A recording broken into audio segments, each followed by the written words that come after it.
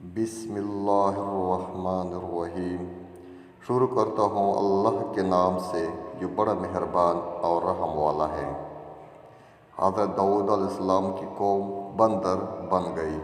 انہوں نے اللہ کی کس حکم کی نافرمانی کی۔ حضرت داؤد علیہ السلام کی قوم کے 70,000 آدمی عقبہ کے پاس سمندر کے کنارے ایلا نامی گاؤں میں رہتے تھے، اور یہ لوگ بڑی فراخی اور خوشحالی کی زندگی بسر کرتے تھے۔ اللہ تعالیٰ نے ان لوگوں کا اس طرح امتحان لیا کہ ہفتہ کے دن مچھلی کا شکار ان لوگوں پر حرام فرما دیا اور ہفتے کے باقی دنوں میں شکار حلال فرما دیا، مگر اس طرح ان لوگوں کو آزمائش میں مبتلا فرما دیا کہ سنیچر کے دن بے شمار مچھلیاں آتی تھی اور دوسرے دنوں میں نہیں آتی تھی۔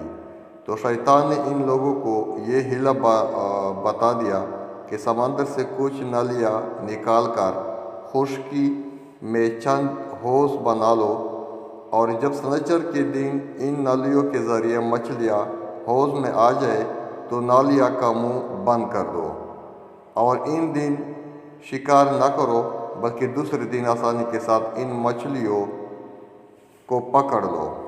ان لوگوں کو یہ شیطانی حیلہ بازی پسند آ گئی، اور ان لوگوں نے یہ نہیں سوچا کہ جب مچھلیاں نالیوں اور حوضوں میں مقید ہو گئے تو یہی ان کا شکار ہو گیا، تو سنیچر ہی کے دن شکار کرنا پایا گیا جو ان لوگوں کے لیے حرام تھا۔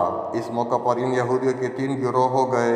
کچھ لوگ ایسا تھے جو شکار کے اس شیطانی حیلے سے منع کرتے رہے اور ناراض و بیزار ہو کر شکار سے باز رہے، اور کچھ لوگ اس کام کو دل سے برا جان کر خاموش رہے۔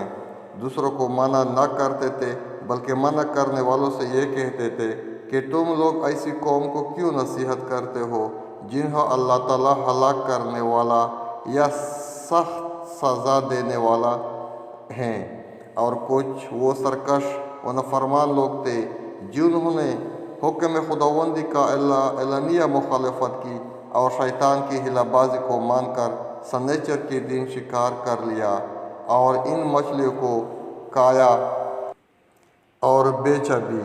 جب نافرمانوں نے منع کرنے کے باوجود شکار کر لیا تو منع کرنے والی جماعت نے کہا کہ اب ہم ان معصیت کاروں سے کوئی میل ملاپ نہ رکھیں گے۔ چنانچہ ان لوگوں نے گاؤں کو تقسیم کیا۔ تقسیم کر کے درمیان میں ایک دیوار بنا لی اور عمود رفت کا ایک الگ دروازہ بھی بنا لیا۔ حضرت داؤد علیہ السلام نے عذابناک ہو کر شکار کرنے والے پر لعنت فرما دی۔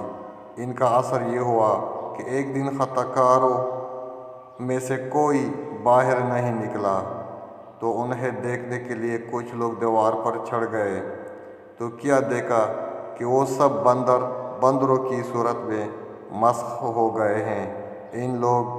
ان مجرموں کا دروازہ کھول کر اندر داخل ہوئے تو وہ بندر اپنے رشتہ داروں کو پہچانتے تھے اور ان کے پاس آ کر ان کے کپڑوں کو سونگھتے تھے اور زار و زار روتے تھے، مگر لوگ ان بندر بن جانے والوں کو نہیں پہچانتے تھے۔ ان بندر بن جانے والوں کی تعداد 12,000 تھی۔ یہ سب 3 دن تک زندہ رہے اور ان درمیان میں کچھ بھی کھا پی نہ سکے، بلکہ یوں ہی بھوکے پیاسے سب کے سب ہلاک ہو گئے۔ شکار سے منع کرنے والے گروہ ہلاکت سے سلامت رہا، اور صحیح قول یہ ہے کہ دل سے برا جان کر خاموش رہنے والوں کو بھی اللہ تعالیٰ نے ہلاکت سے بچا لیا۔ تمام یوٹیوب فیملی کو درخواست ہے کہ میرے چینل کو سبسکرائب، لائک اور شیئر کرے تاکہ میرا حوصلہ افزائی ہو جائے، اور اسی طرح میں خوبصورت ویڈیو، معلوماتی ویڈیو آپ لوگوں کے لیے بنا سکوں۔ شکریہ۔